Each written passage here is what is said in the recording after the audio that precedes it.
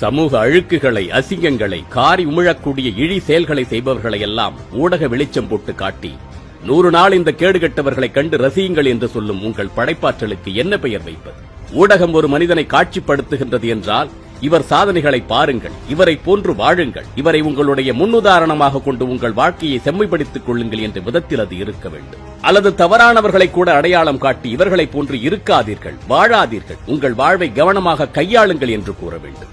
இது எதுவுமே இல்லாமல் கோடிக்கணக்கான ரூபாயினை செலவு செய்து பல கோடிக்கு ஸ்பான்சர்களை கொண்டு வந்து இந்த சமூக அவமானங்களை எல்லாம் எதற்காக தூக்கி பிடிக்கின்றீர்கள்? இவர்கள் தூங்குவது, எழுவது, பல் துலக்குவது, கழிவறை செல்வதையெல்லாம் ஏன் பொதுமக்கள் பார்த்து தெரிந்து கொள்ள வேண்டும்? இதை தொகுத்து வழங்க ஒரு மகாநடிகன் வேறு. எப்படியெல்லாம் ஒரு மனிதன் வாழக்கூடாது என்பதற்கு அடையாளங்கள் இவர்கள். இவர்களை எல்லாம் ஏன் சமூகத்தின் நாயகர்கள் போன்ற பிம்பத்தை உருவாக்குகின்றீர்கள்?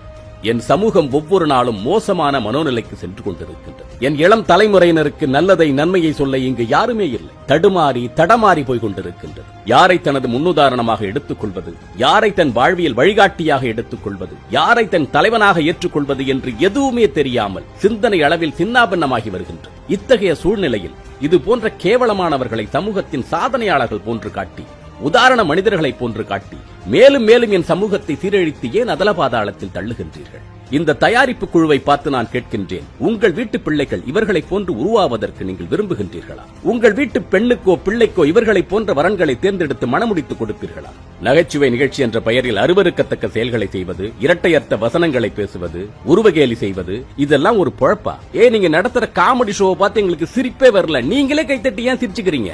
என் அன்பு தமிழ் சொந்தங்களே, தவறு நம்முடைய பக்கம் நிறைய இருக்கின்றது. சமூக வலைதளங்களில் கேவலமான நிகழ்வுகளை பதிவிடக்கூடிய மோசமானவர்களை எல்லாம் நாம் திட்டுகின்றோம். ஆனால் அவங்களோட பேஸ்புக்ல, யூடியூப்ல போய் பார்த்தோம்னா பல லட்சம் பேர் அவர்களை ஃபாலோ பண்ணிக்கிட்டு இருக்காங்க. வெக்கமா இல்லையா இவர்களை போன்றவர்களை ஃபாலோ பண்றதுக்கும் சப்ஸ்கிரைப் பண்றதுக்கும்? இது போன்ற இழிவானவர்களை அன்சப்ஸ்கிரைப் பண்ணுங்க, அன்ஃபாலோ பண்ணுங்க. எவர் எதை காட்சிப்படுத்தினாலும், காசுக்காக ஒரு நடிகனை வைத்து கூவ வைத்தாலும் பல்லை இழித்துக் கொண்டு வேடிக்கை பார்க்காதீர்கள். இங்கு தவறான தலைவர்களை நாம் தான் உருவாக்குகின்றோம், தவறான முன்னுதாரணங்களை நாம் தான் உருவாக்குகின்றோம். நாம் நினைத்தால் இவர்களை ஓட ஓட விரட்டி அடிக்க முடியும். அது அரசியலாக இருந்தாலும் சரி, சமூக அவலங்களை ஏற்படுத்தக்கூடியவர்களாக இருந்தாலும் சரி.